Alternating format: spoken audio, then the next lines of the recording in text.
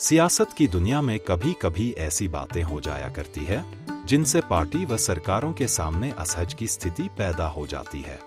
खासकर तब जब सरकार अपने ही कारनामों से गिरती नजर आती हो तो विपक्ष तिल का ताड़ बनाने से कोई मौका चूकता नहीं है।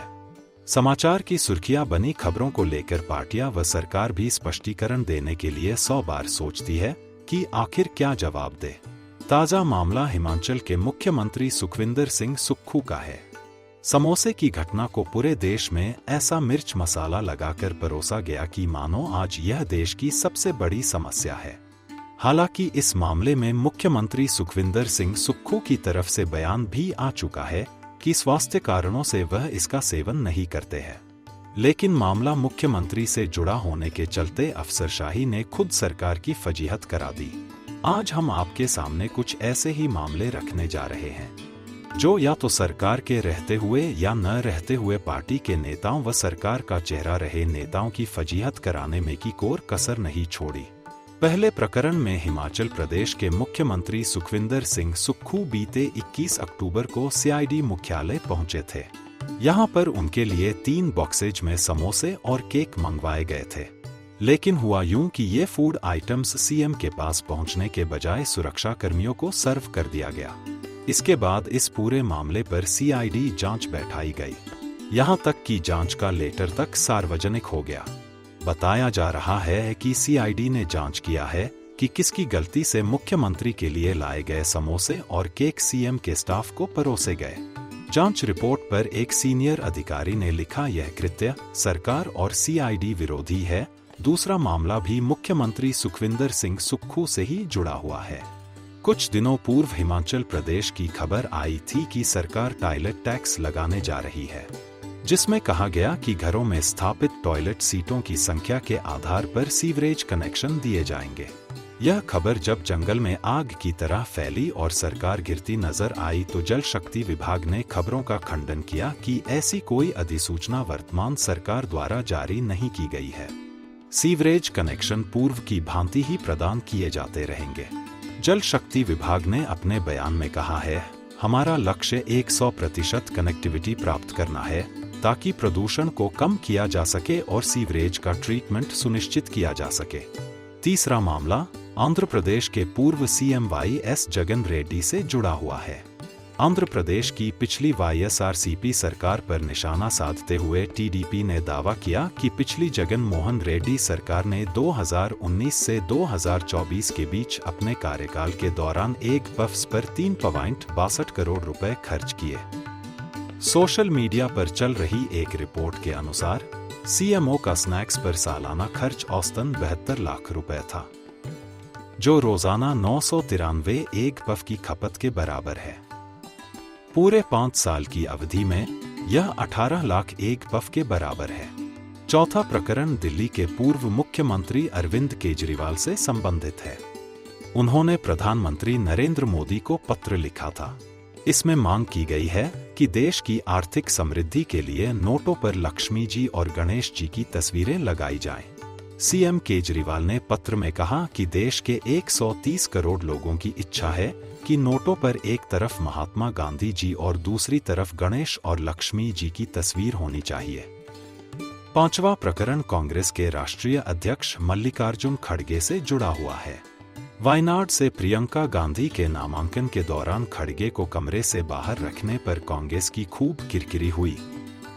मल्लिकार्जुन खड़गे के तथाकथित वीडियो में कांग्रेस अध्यक्ष को दरवाजे से अंदर की ओर झांकते हुए देखा गया, जुड़ा जहां प्रियंका गांधी नामांकन दाखिल कर रही थीं और राहुल गांधी सोनिया गांधी साथ में मौजूद थे। वीडियो में मल्लिकार्जुन खड़गे एक दरवाजे के पीछे खड़े दिखाई देते हैं। दरवाजा हल्का सा खुला हुआ था जहां से खड़गे अंदर झांक रहे थे। दरवाजे पर एक व्यक्ति भी खड़ा हुआ दिखता है जो गेट पर व्यवस्था को संभाल रहा था। बीजेपी ने वीडियो शेयर करते हुए लिखा, आज जिस तरह से मल्लिकार्जुन खड़गे को प्रियंका वाड्रा के नामांकन के समय कमरे से बाहर रखा गया, ठीक उसी तरह राहुल गांधी आरक्षण हटाने के बाद दलित समाज के लोगों को सम्मान और अवसरों से वंचित रखेंगे। छठवां प्रकरण भी कांग्रेस से जुड़ा हुआ है। महाराष्ट्र कांग्रेस अध्यक्ष नाना पटोले ने कहा कि विपक्षी गठबंधन सत्ता में आया तो राम मंदिर का शुद्धिकरण किया जाएगा। उनके इस बयान पर भाजपा कांग्रेस पर हमलावर ही थी कि मणिशंकर अय्यर एक वीडियो में अपना पाकिस्तान प्रेम व्यक्त करते और यह कहते दिखे कि उसे सम्मान देना चाहिए और उससे बात की जानी चाहिए क्योंकि उसके पास परमाणु बम है। उन्होंने यह भी शिकायत की कि बीते 10 वर्षों में पाकिस्तान को कोई इज्जत नहीं दी गई। सातवां प्रकरण भी कांग्रेस से जुड़ा हुआ है। यूपी समेत 5 राज्यों में चुनाव से पहले कांग्रेस नेता मनीष तिवारी ने अपनी किताब में कुछ ऐसे खुलासे किए थे जिसने कांग्रेस को कटघरे में खड़ा कर दिया था। मनीष तिवारी ने अपनी किताब में लिखा था कि भारत को 26/11 के बाद पाकिस्तान के खिलाफ कार्रवाई करनी चाहिए थी। उस वक्त कांग्रेस के नेतृत्व वाली यूपीए सत्ता में थी।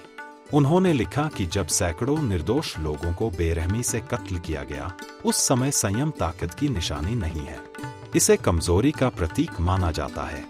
26/11 एक ऐसा समय था जब कार्रवाई करनी चाहिए थी। 8वें प्रकरण में झारखंड से एक दिलचस्प मामला सामने आया है। झारखंड के मुख्यमंत्री हेमंत सोरेन 5 साल में 7 साल बड़े हो गए हैं।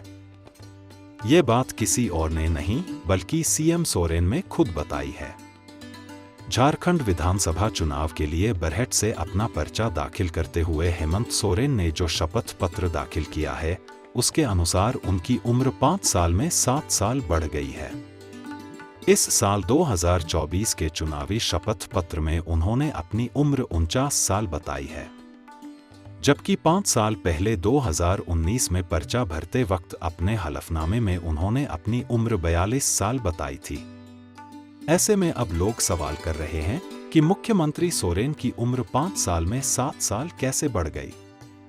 उनके उम्र में 5 साल के दौरान 7 साल का अंतर कैसे आ गया? उम्र में इस गड़बड़ी को लेकर हेमंत सोरेन सोशल मीडिया पर ट्रोल हो रहे हैं। 9वें प्रकरण में राजस्थान के पूर्व मुख्यमंत्री अशोक गहलोत की अपनी ही सरकार में उस समय किरकिरी हुई जब उन्होंने विधानसभा में बड़ी गलती कर दी। विपक्ष का आरोप था कि सीएम गहलोत ने पुराने साल का बजट पढ़ा है, जिस पर मंत्री महेश जोशी ने उनको टोका। इसे लेकर विपक्ष को बैठे बिठाए एक नया मुद्दा मिल गया। गहलोत के पुराने बजट पढ़ने को लेकर विपक्ष ने विधानसभा में जमकर नारेबाजी और हंगामा किया। इसके बाद सदन की कार्यवाही कुछ देर के लिए स्थगित कर दी गई। 10वां प्रकरण महाराष्ट्र विधानसभा से जुड़ा हुआ है। शिवसेना उद्धव गुट के सांसद अरविंद सावंत ने शिंदे गुट की उम्मीदवार शाइना एनसी को लेकर विवादित बयान दिया है। अरविंद सावंत ने शाइना के शिंदे गुट से चुनाव लड़ने पर सवाल उठाया और कहा कि हमारे यहाँ चुनाव में इंपोर्टेड माल नहीं चलता है। शाइना ने इसके जवाब में महिला कार्ड चला है और कहा, महिला हूँ, माल नहीं हूँ। उम्मीद है आपको जानकारी अच्छी लगी होगी। उम्मीद करते हैं कि अगली बार फिर मेरी आपसे मुलाकात एक नई जानकारी के साथ हो, लेकिन इसके लिए ज़रूरी है कि आप बी इंडिया यूट्यूब चैनल को सब्सक्राइब करें, साथ ही लाइक और शेयर भी करें।